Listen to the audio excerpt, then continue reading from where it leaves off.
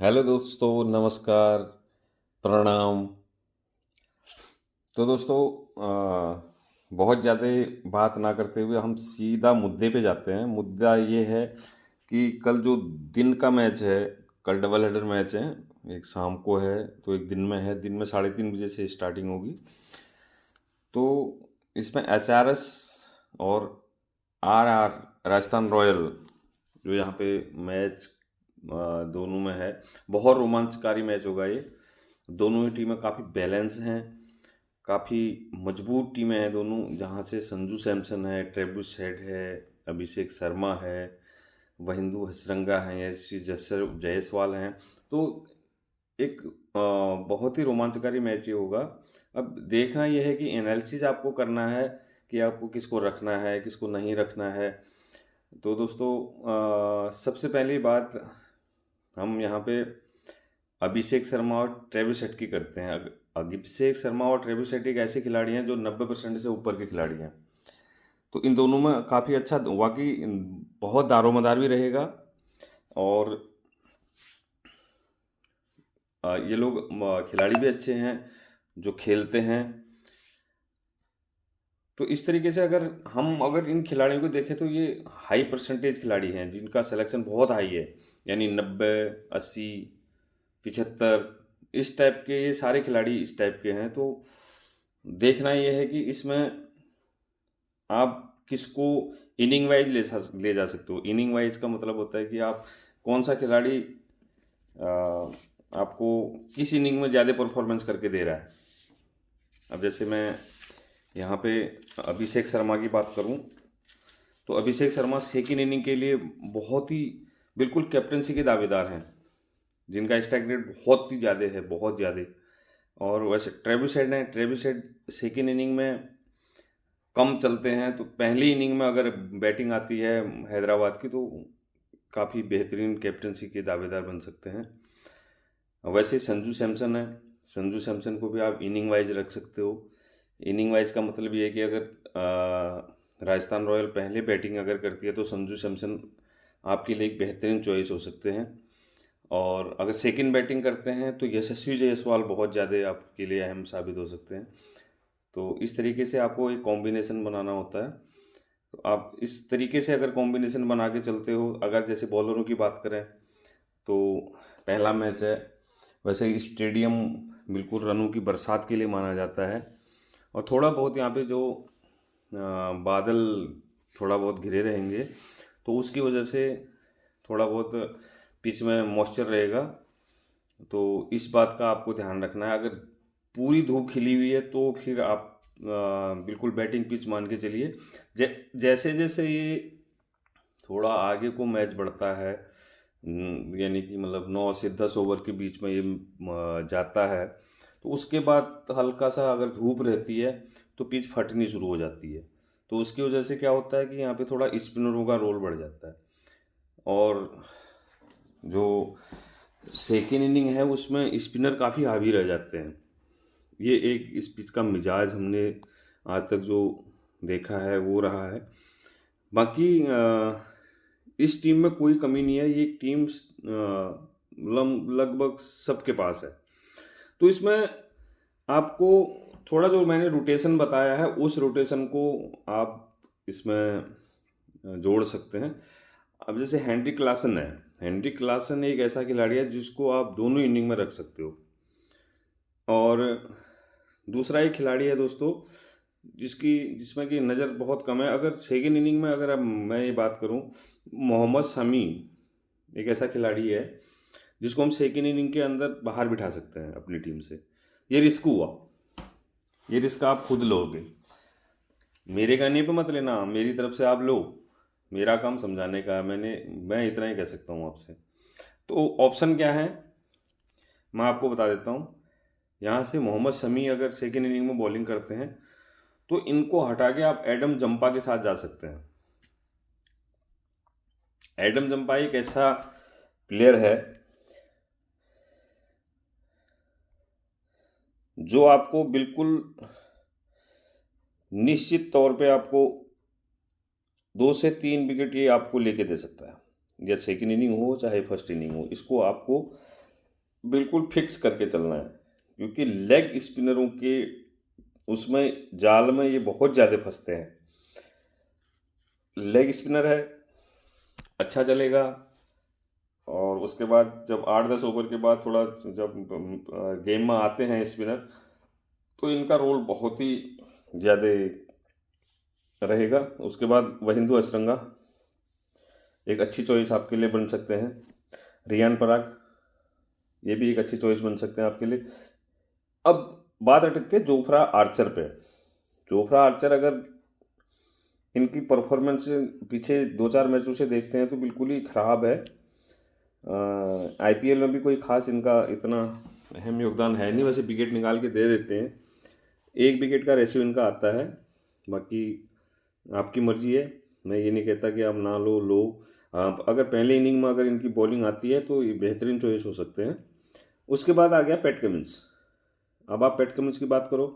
PAT Cummins अगर आप second inning में अगर ये बॉलिंग करा रहे हैं, वैसे इंजर्ड हैं, बॉलिंग कराएंगे नहीं कराएंगे, खुद कप्तान भी हैं, ये अब कहा नहीं जा सकता, मगर ये पैट कमिंस आपको सेकेंड इनिंग में अगर ये बॉलिंग कराते हैं तो बेहतरीन चॉइस है।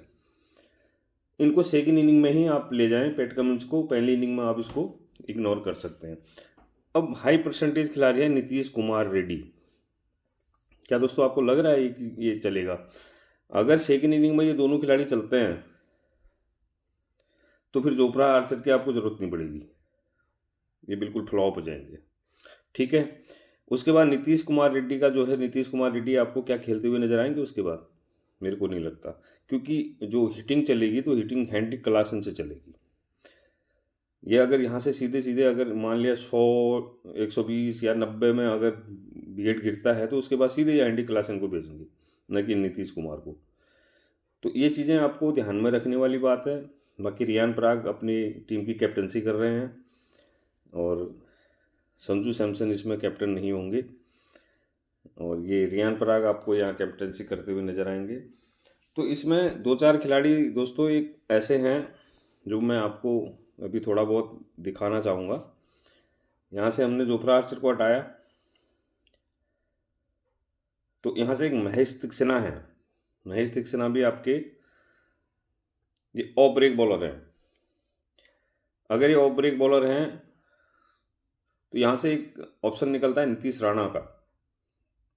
नीतीश राणा भी ऑफ ब्रेक हैं और ये तीसरे नंबर पे खेलने के लिए आते हैं। इनका सिलेक्शन परसेंट आप देखोगे तो 18% सिलेक्शन है इनका, तो ये एक बेहतरीन चॉइस हो सकते हैं, बहुत ही बढ़िया।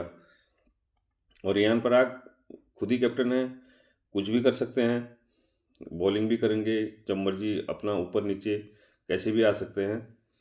तो अब रह गया नीतीश कुमार रेड्डी। अगर नीतीश कुमार रेड्डी पहली इनिंग में अगर बॉलिंग करते हैं तो एक बेहतरीन चॉइस हो जाएंगे, बहुत अच्छा।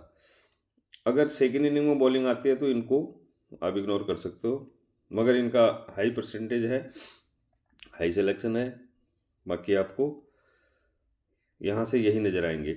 अब दोस्तों यहाँ से बात करें तो यहाँ पे हमारे को सिमरन हेटमायर और उसके बाद अभिनव मनोहर और अथर्व ताइडे, इनका सिलेक्शन रेट बहुत कम है दोस्तों, बहुत ज़्यादा कम। ये आपके ट्रम्प कार्ड है, आप इन पे बिल्कुल फोकस बना के रखना।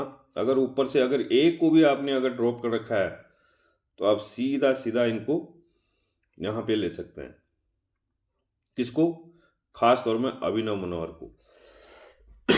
इनका आईपीएल करियर बहुत अच्छा रहा है और इनको आप ले सकते हो।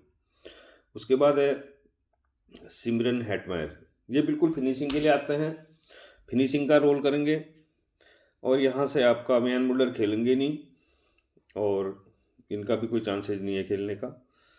बॉलिंग में आपको महेश तीक्ष्णा है, संदीप शर्मा का पिछला सीजन बिल्कुल ही बेकार गया हुआ है, और यहाँ से फस्तलक फारूकी हैं, इनका भी सीजन ऐसा ही है पिछला। जयदेव नाटकर कुछ नहीं कर पाते। राहुल चहर पिछला आईपीएल इनका बिल्कुल बेकार था, और जो रिसेंटली इनके 2 मैच यहाँ डोमेस्टिक के खेल के आए थे ये, उसमें इन्होंने 3-3 विकेट ले रखे हैं दोनों इनिंग में। तो वहाँ से अगर ये प्लस में जाते हैं तो अलग बात है, और नहीं तो यहाँ से फिर कोई ऐसा आपके पास है नहीं खिलाड़ी, यहाँ से आपका, और ये मधवाल। मधवाल एक ऐसा आपके पास ये ट्रम्प खिलाड़ी के रूप में आ सकता है अगर ये खेलता है तो।